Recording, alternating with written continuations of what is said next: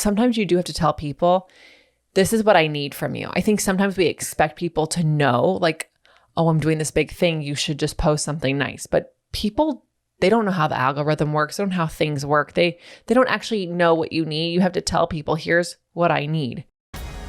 Welcome to the Be It Till You See It podcast, where we talk about taking messy action, knowing that perfect is boring. I'm Lesley Logan, Pilates instructor and fitness business coach. I've trained thousands of people around the world, and the number one thing I see stopping people from achieving anything is self-doubt. My friends, action brings clarity, and it's the antidote to fear. Each week, my guests will bring bold, executable, intrinsic, and targeted steps that you can use to put yourself first and be it till you see it. It's a practice, not a perfect.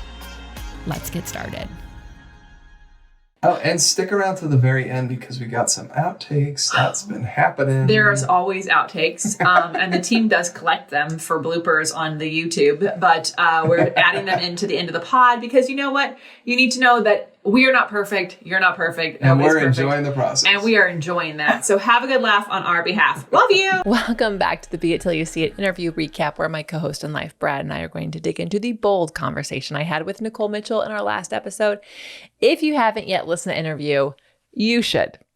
Whether you do it right now or after this or whatever, but it's amazing. So pause this, go back and look. If you're listening in our OPC app, it's really easy to just like flip between the episodes. If you're in your any other of the tools, they typically will drop the latest one first. So if you miss Tuesdays and you're like, oh, I always miss Tuesdays, well, then you can actually set your settings to tell it to what to do, so you never miss the interviews. Anyways, Nikole's amazing, and we'll talk about her in a minute. She's one of our new dear friends, I feel like. So that's fun. It's turning into that. I know. I'm actually really annoyed at the time that we're recording this. You are going to see Nikole and her partner, and I'm going to miss them. And it was like a monthly meetup we were doing. And I'm missing the third one. Ugh. Yeah. Anyways. We'll take pictures. I know you will. Nikole, make sure to capture the moment. But today is National Buy a Book Day, everyone. Today. It's also National Beer Day. So you can grab a beer and a book. Buy a book. And I wanted to just shout out to some of our guests who've had books that I can recall. And if you've been on the show and you have a book and I forgot, I'm so sorry. But Claire Sparrow, her book is actually coming out in a couple of weeks. So you should definitely be on the lookout for that. That is a book that every woman should buy their friend. Jake Kelfer has an amazing book and also helps you write a book. Got a book that helps you write a book. There's just like, we've had so many people who've written a book. We've got some guests coming up who've got books coming out. Actually, last week's guest, Roy Vaden, he's written a couple of books and bestsellers. So go buy one of our guest books. Take a picture and tag them in the Be It Pod so we can reshare it. Then also, this week, we are actually, it's the last few days to sign up for Agency Mini, our 7-day coaching program for fitness instructors, especially Pilates instructors, who are looking for some clarity on their business, getting their burning questions answered, make sure they're on the right path. So that you have to sign up before Sunday. And if you're listening to this on Monday, it's coming down to the wire, folks. You missed it. So you got to sign up because our next one is not until the next year, which is not in January. It's going to be maybe later in January, but probably in February. So, and also it is the last few days to get your application in for Elevate, my program, my mentorship program for Pilates instructors. So it's a big week around here. And so you should do the thing that is in your best for you, for your business and for your teaching right now. Yeah. So profitablepilates.com/mini or lesleylogan.co/elevate. Yes. Then after a few weeks of just enjoying Las Vegas and the fall weather that starts up, we'll leave and go to Cambodia. We'll be there for a couple of weeks. We actually have our retreat. I cannot wait. Which is basically full. You are welcome to, you do your Eat, Pray, Love and sign up last minute if you want. But if you're wanting to do next year's, go to lesleylogan.co/retreat to get on the wait list, because we'll do October again next year. We're only running one. Yeah. While we're still selling tickets right now, it's just going to show all of that. But one of the FAQs is I really can't come this year. I want to get on the wait list. So check that out. Yeah. Yeah. And then after I get back from that, I'm here for some days, a few days. And then I go to Chicago with Erica Quest. That's going to be a party. And honestly, I'd love to go to. But I know. I'm staying home with the pups. You are. And that reminds me, we have to get the dog sitter for those couple days in Nashville. But we'll do that after this. Good times. And then in December, we how go. the sausage is made, folks. Yeah, this is it. This is how the runs. Oh, shoot. We need the dogs. December, we'll be back on the road for our winter tour. So stay tuned for the details on all of that goodness. Before we talk about Nikole, Brad, do we have a question? We do. I pulled this one in honor of the day. Yeah, I love it. So since today is the National Buy a Book Day, by the way, go to Whole Body Pelvic Health for Claire Sparrow's book. Oh, fabulous. Yeah, go wholebodypelvichealth.com. And every other guest that we did not call out where to get, we love you. Yeah, and we love you it's in the show notes of your episode. Yeah. Okay, so we had an audience question, favorite books. What favorite books are we reading? And I'm going to go first. You listed a few of them here. Yeah, I listed a few. And you can, come up with your own as well. But I am currently listening to Tough Titties by Laura Bell Gray. She was actually my writing coach, my copywriting coach many moons ago. And it's just a fun story. Women, Food, and Hormones by Dr. Sarah Gottfried. That is an interesting, dense book. But hey, I'm 40. So we're reading it. The Big Leap. I say this every time someone asks me for a book. I listen to this annually. I literally call and go, I'm upper limiting myself right now. Like his book is like my life Bible, to be completely honest. And then We Should All Be Millionaires. I've read that on off before, but I just think as many women as possible should read that about money. It's so, so important.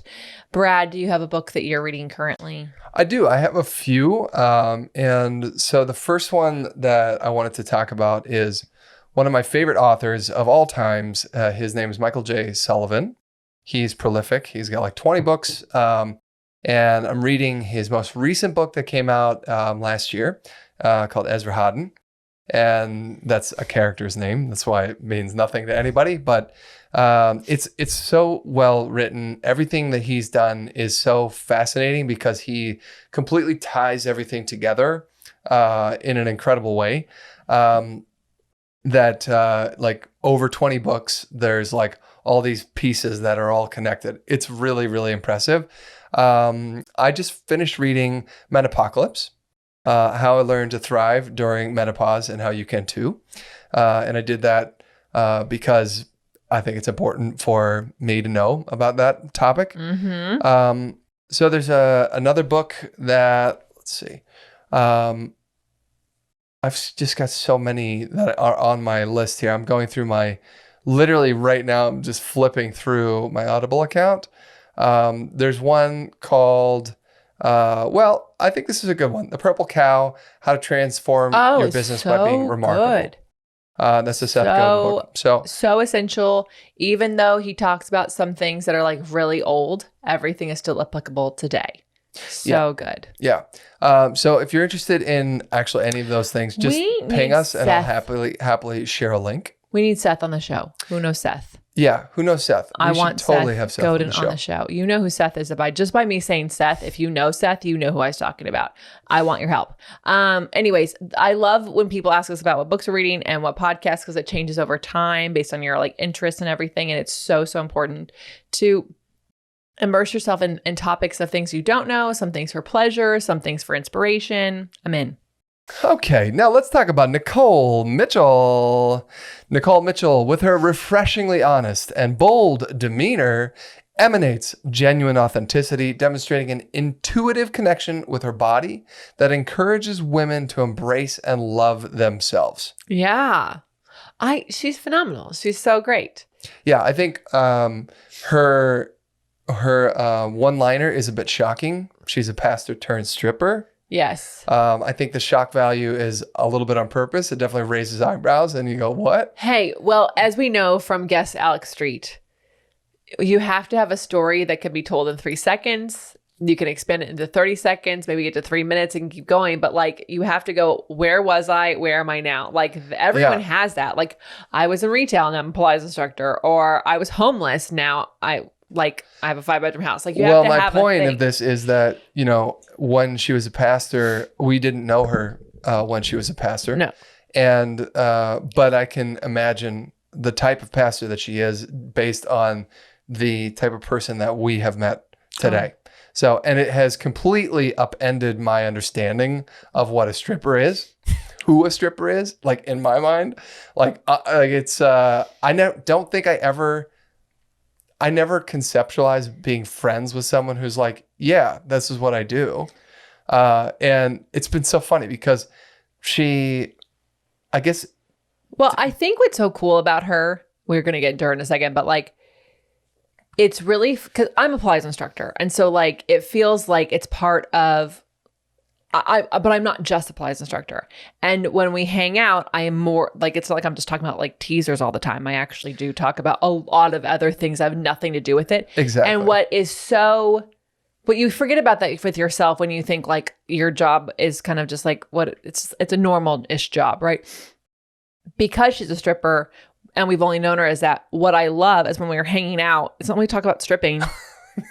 We don't talk about her taking clothes off. Like no. We can. That is a conversation that can come up, and she would not shy away from it. But like, she is a perfect example that we are all more than what we consider our job or our career. And she is a multifaceted person. And if you do follow her on OnlyFans, like I get tons of like aspirations and informations from all of her posts. Yeah, she's also a life coach. She started coaching people before she started her OnlyFans account. You know, and I didn't actually, I kind of went down the rabbit hole just to read a little bit more about her when we were doing these interviews and stuff. And I thought that was really amazing. She has her story, which I thought was really fun about the interview, is that it wasn't actually about what she does today. It was about her transition from being like, you know, basically oppressed in like the society, so like the situation that she was in with her church effectively, and that whole community that she grew up in, and then getting out and then becoming herself. Yeah. And I think like one of the things I really wanted to have her on, obviously she's super successful at what she does. She is a 7-figure earner. She went from like being on literal food stamps to being a 7-figure earner in a shortish period of time through dedication. And we talk a lot about it. And in the episode, you want to go back. And also we're going to have her back on to talk about like manifestation and goal setting and all that stuff. But what I wanted was like, I wanted people, there's a lot of people who listen to this show who have a dream and they're afraid of losing people. And I couldn't think of a better person to have on than someone who went from being a pastor to a stripper, because that is the ultimate, like, you're going to lose your circle. You're going to lose a lot of circles. And to see where she is on the other side of it, I thought would be such a great example for people to be it till they see it in that way. And you don't have to be like, I want to be a stripper to do that. You could, maybe you just want to, maybe your family is like, you should be a doctor. And you're like, I don't want to. Or maybe you want to date someone of another sex that like maybe your family is not probably super excited about. I really wanted to have an episode on the show or a different religion or something. Right. Totally. Right. Just like things that can scare people in your family that can keep you from being the true person that you are because you're afraid of losing people. And I really wanted to have a guest on where you can go, she totally lost people, not gonna lie. But she also, look where she's at. She truly is living the life she wants. And she didn't lose every single person in her family. We do know that she does talk to people in her family. So like, it's a transition. So anyways, we're gonna get to things that she loves. Let's just actually talk about what she talked about. Yeah. So one of the things I loved, she said people won't take that final leap. So when you're on the journey of living your truth and you're taking the thing, sometimes you hit an obstacle, and right when it gets hard is usually when a lot of people quit. But if you could just make that final leap, you're actually gonna be on the other side of it. And And she talked about like, it's really terrifying. I really loved how honest she was about like, she was scared as fuck. Like she was so scared. And she talked about taking these like really little baby steps. And we talk about this all the time. You don't have to see the whole staircase, you guys, like baby steps. And she really surrounded herself with people that could help her, you know, take those steps without being like, oh my God, I don't know what I'm doing. I'm gonna make a mistake. Like she could be herself and in these safe places. And then removed herself from circles where she was afraid that they would actually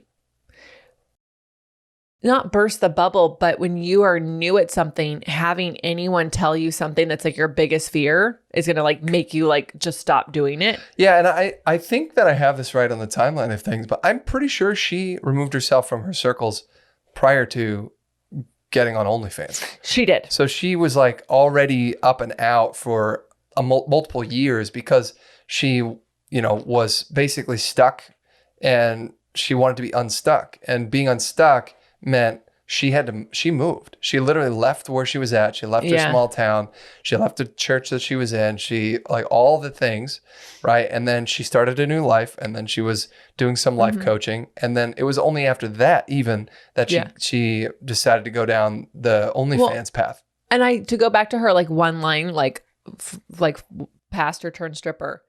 It can sound so quick in our, well, for whatever reason, our brain just goes, oh, it's like a light switch. Right. Like you turned it on. Yeah. And like she went from the pulpit right to. Yeah. And it was not like that at all. Like it was very much a slow and gradual journey where she just explored and she gave herself those permissions. Yeah. And she didn't, and I think this is really important. She didn't go to where we know her now right away. She actually built up her confidence in other places so that when she got there, and we talked about this on the podcast about when she like first posted the picture, she's like, okay, to all of her friends, make sure you post nice things right away because I need to like create the space. So I really loved her story because I think you can insert any before and any after and take her advice of just like, take your time and get people, go find people who will immediately be on your side and really protect those dreams from the people you already know are going to judge them. You already know it. So why even try to find a perfect way to let them know? Because there's no perfect way for those people. Well, that is a perfect segue here. Great, take over. So, one thing I love that she said is that you have to give yourself permission not to tell anybody. Yo, I love when I do a great transition. Yeah.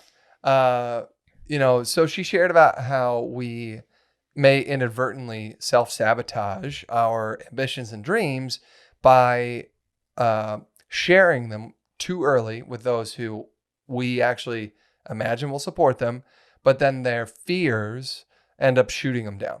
Mm-hmm. Right. And so more often than not, I would imagine that those people are people that you trust, you love, and they are probably not like out to undermine you or whatever, but they have a definitive concept of what life is supposed to be, or your life is supposed to be, or your role is supposed to be, or whatever. And so they're going to say, well, why would you go do that? You're not, blah, blah, blah, blah, blah, blah, blah.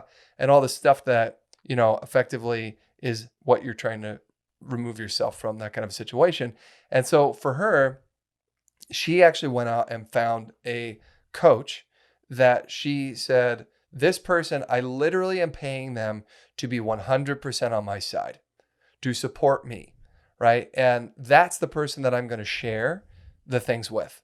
And I thought that was super interesting because it allowed her to just bounce ideas off of a third party, different perspective, someone who isn't involved in the day-to-day, doesn't know the history, none of that stuff. Yeah. So that she could get like an objective and also, yes, a total objective. That's why therapists are great. It's one of the things I joke about when we first started doing business coaching for our, like we started going to get business coaching many years ago.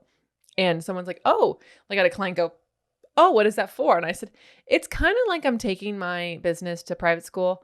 I'm paying for some friends and for some people to really help uplift me And it's not like they don't have, because as business coaches, we absolutely have amazing advice for you. But also, you need to have people in your life who are not going to go, oh my God, are you scared? Like, are you sure that's a good idea? Like, my God, second love guessing you. my family. But every time I mention which country I'm going to go to, oh, are you nervous about must that? Be dangerous. That's going to be really dangerous. It's like, right. That is the last thing I need to be thinking about right now. I'm supposed to go there to like help make sure that these people feel uplifted, and like you're telling me I'm going to be scared about that, like right. So that's one of the reasons why but again, that's not like they're not like intentionally trying to stop you, but they are definitely putting you in a position it's to their own fear. It's their own fear. And so this is why like I love that she, you know, paid someone to be a life coach, to be your friend, but also like why many of us need to have either a business coach or a life coach or a community that we pay to be part of, because everyone in there is there to be supportive and to help everyone succeed. Like that's what they're buying into. Yeah. Yeah. And what I thought was interesting is that once she moved, she still took time. Like she said, I didn't know anybody, but I knew that I needed to get out of my community where it was a small town. Everyone knew me. They knew all of everything. And she moved. And she said she ended up taking like a year of what she called the time where she hunkered down. And she spent that time to get to know herself again, explore things, figure out what she actually wanted to be doing with her life, and, you know, like find new people who would support her. And she said in that time, it was super important to be selective around the people that she was around because, one, she wanted to avoid having her dreams squashed by negativity. She said, give yourself permission to be very, very picky, right? Which is so interesting, especially when, you know, you're when you're out there trying to find friends, community, support, whatever it is, you know, she was very intentional about who it was that she surrounded herself with. And then she said, your dreams are so fragile at the beginning that if you give it to the wrong person too soon, they could squash it with their fear. They will smother it. And she said, ultimately, this was also really used in her growth into being a model online, because she said this was really scary too. She just knew that this is something that she always wanted to do, but she was afraid to do it. And so when she started her OnlyFans account, she didn't share it with anyone for a year. It was just her. Just putting her pictures up. Just her. Yeah. And, you know, there's no search bar on the OnlyFans. You have to be sending people the link in order for them to find anything. Yes. And so she didn't share. She just started the account just to do it for her. Right. And then when she finally started like sharing this, she was intentional about who she shared it with. And then she said to them, hey, I need your support because I'm going to start sharing a little more publicly. And I really want to shape the way that people are commenting. And so when I post this thing, would you please leave a supportive comment, because I want to drown out any of the negativity before it even starts. She wanted to set the tone. Set the tone. And this is really, you guys, this is so important when you've got things like sometimes you do have to tell people, this is what I need from you. I think sometimes we expect people to know, like, oh, I'm doing this big thing, you should just post something nice. But people, they don't know how the algorithm works. They don't know how things work. They don't actually know what you need. You have to tell people, here's what I need. And, you know, when my accounts were first starting, I was going to do a giveaway, and I literally texted my best friend. I said, hey, I know you have 3 Instagram accounts. Here's the link. Can you please post these I literally gave them the comments, like, post these comments right now with all 3 accounts, because I wanted people to go, oh, this is how we behave here. And I have actually, like, if you look at her comment feeds, most every person has a positive comment. There is the rarest, at hundreds of comments, there's the rarest of like dick comments. And because she did this so gradually and she made sure that she was ready for this, she has the quippiest responses back that just slay. And she inspired me because I had some dick say something to me about, I'm an exercise person. And they said something and I was like, I don't go into your training gym to tell people how to squat. You should not be telling people how to do Pilates. You don't know it. You clearly have never done it. But I hope you try it. That's why you're here. And their response back was like, oh no, I just meant that like blah, blah. I'm like, you don't know what you're talking about when it comes to a different modality. Yeah. So thank you. So like she gave me this because I was like, oh my God, what a negative comment. And I was like, oh, I could actually just tell people really the honest truth back and it's still kind. Thanks, Nikole. Yeah. Yeah. That's amazing. And then she actually recommended a book, Glennon Doyle's book. Oh yeah. And she said that she made it really clear that her new bar was to only include people in her circle who she loved and liked, and that made her feel good and then celebrated her. I love that it has to be both. You have to love and like. Yeah. Yeah. I think that's so cool. And also anyone just now shout out, if you know Seth, maybe know Glennon, and hey, hi. We're going there. We're doing it. I'm asking for what I want over here. I love it. All right. So finally, let's talk about those be it action items. What bold, executable, intrinsic, or targeted action items can we take away from your convo with Nikole Mitchell? She said, whatever is on your heart right now, yeah, that thing that you've been wanting to go do, but you've been afraid to do it, you need to go do it. You need to do it today. You need to start today. Yeah. Right? And even if it is just one small piece of the thing, start it. And you can do it only for yourself. You don't need to do it for anybody else. You don't need to do it publicly. You can just do it for you. Yeah. Whatever that thing is. I really just like want to highlight, we already said it and we emphasized it, but she really just did things for a year without publicizing because like she did for her. And I think like that speaks volumes to why she's had the success that she had, because she got so clear on what it was. It goes back to the book Big Magic, back on National Book Day. Big Magic. Elizabeth Gilbert, you're welcome. She is the author of Eat, Pray, Love.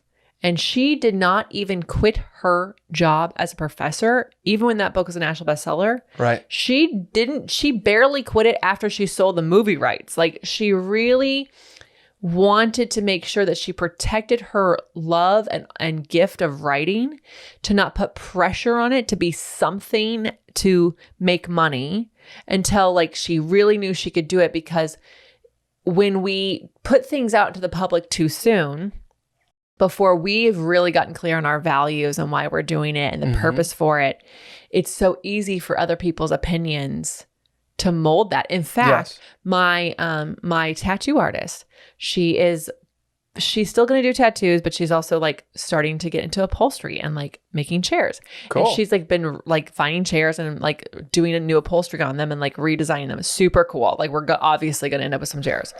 Don't worry. We'll get rid of some. I'll get rid of some to get some new ones.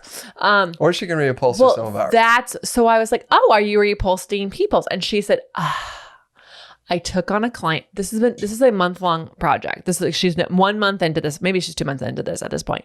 Idea. And she took on a client and she's like, I'm already mad at myself for doing it because I can't find the fabric that she wants. And I want to do this other thing. And it made me just realize that like, maybe I don't want to actually do special orders unless I really like the project, because I prefer. Takes the creativity. I prefer to find it. And so what happened is she like made it a business before she'd really gotten really interesting. Clear on it. And I think that just goes back to like, go do the thing right now. And then also like, let yourself like go get started. And I do love that she said, you'll talk yourself out of it if you just wait longer. Yeah. What about you? Okay.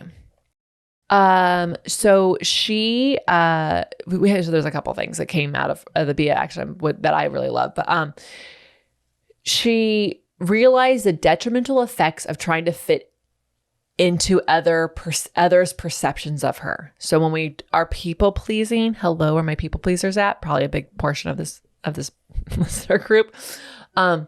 She realized that like trying to fit in was causing her to be stressed. It was actually causing anxiety and depression, and she was miserable on the inside. And while in therapy, she really discovered the root cause of her people pleasing, which is so important because there's different reasons why you might people please.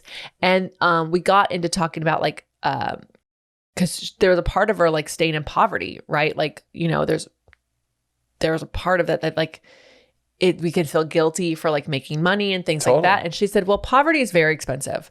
And that was a whole segment of the episode you have to listen to, but it's on emotional and mental well-being as well. And so she said there's 2 reasons she's disappointing someone. One, she acknowledges that the disappointment others felt was due to her performing as someone she wasn't.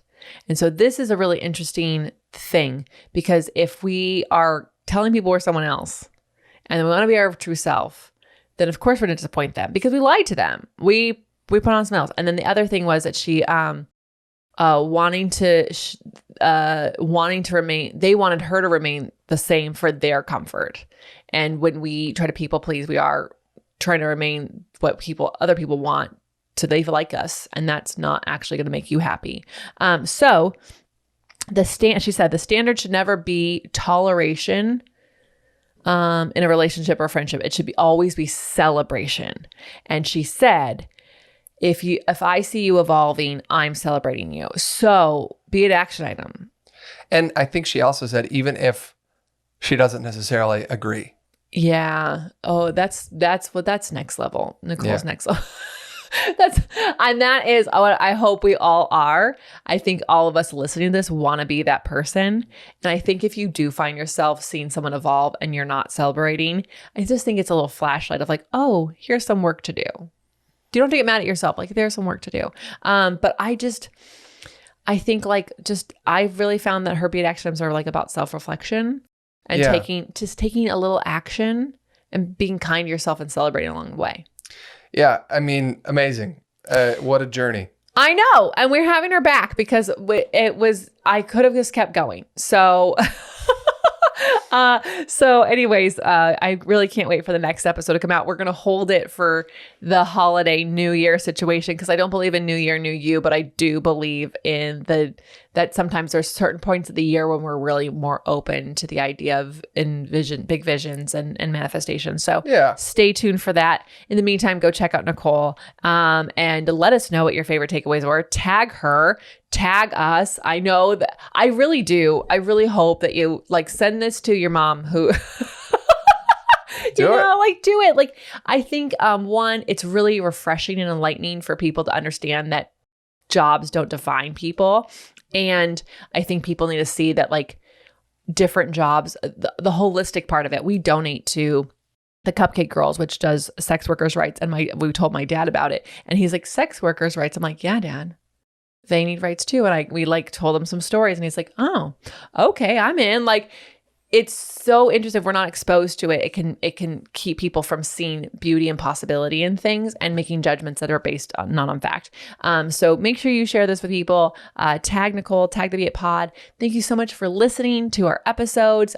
Your questions and your comments and your takeaways inspire the guests that we bring on. I keep thinking about different guests based on different scenarios I know people are going through who are listening to this, so that we can support you wherever you are. I heard you on the menopause. I'm going to be really honest. I had someone lined up and it didn't work out. So we are working on someone else. Until next time, be it till you see it. Bye for now. That's all I got for this episode of the Be It Till You See It podcast. One thing that would help both myself and future listeners is for you to rate the show and leave a review. And follow or subscribe for free wherever you listen to your podcast. Also, make sure to introduce yourself over at the Beit Pod on Instagram. I would love to know more about you. Share this episode with whoever you think needs to hear it. Help us and others be it till you see it. Have an awesome day. Be It Till You See It is a production of the Bloom Podcast Network. It's written, filmed, and recorded by your host, Lesley Logan, and me, Brad Kroll. It is produced and edited by the epic team at Diseño. Our theme music is by Ali at Apex Production Music, and our branding by designer and artist Gianfranco Cioffi. Special thanks to Melissa Solomon for creating our visuals and Samena Velazquez for our transcriptions. Also to Angelina Herrico for adding all the content to our website, and finally to Meredith Crowell for keeping us all on point and on time.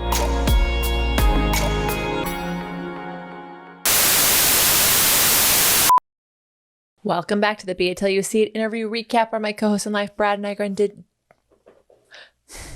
Well, let's try that again. You think I know it by now? One time I started an FIF with the script, which is hilarious. Let's try that again. All about it.